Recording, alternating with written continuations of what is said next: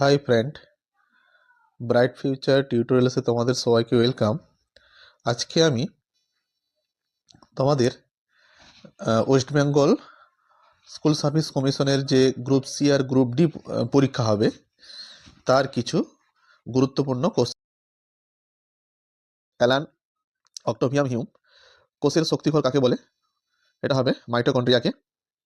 এরপরে হচ্ছে পঞ্চায়েত কার্যনির্বাহক আধিকারিককে কি বলে? বিডিও।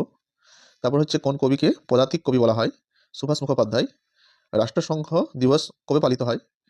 এটা হবে 24শে অক্টোবর। এরপর হচ্ছে কি পঞ্চায়েত কার্যনির্বাহক আধিকারিককে কি বলে? বিডিও। কোন কবিকে পদাতিক কবি বলা হয়? সুভাষ মুখোপাধ্যায়কে। রাষ্ট্রসংঘ দিবস কবে পালিত হয়? 24 অক্টোবর। এরপরে দেখো, এরপরে হচ্ছে এশিয়ার দীর্ঘতম নদীর নাম কি? ইয়াংচি। এটি চাংজিয়াং নদী নামে পরিচিত বা ইয়াংসিকিয়াং নামে পরিচিত। হৃৎপিণ্ডের কোন পর্দা থেকে হৃৎপিণ্ড কোন পর্দা দ্বারা আবৃত থাকে? পেরিকার্ডিয়াম। শিলাদিত্য উপাধিকে ধারণ করেছিলেন হর্ষবর্ধন। এরপরে হচ্ছে লোহিত রক্তকণিকার গড় আয়ু কত? 120 দিন। খালসা প্রথাকে প্রবর্তন করেন গুরু গোবিন্দ সিং। কেশরী পত্রিকার সম্পাদককে? বাল গঙ্গাধর তিলক। শ্রীরঙ্গপত্তনের সন্ধি কবে হয়? 1792 খ্রিস্টাব্দে। ভারতের কোন রাজ্যকে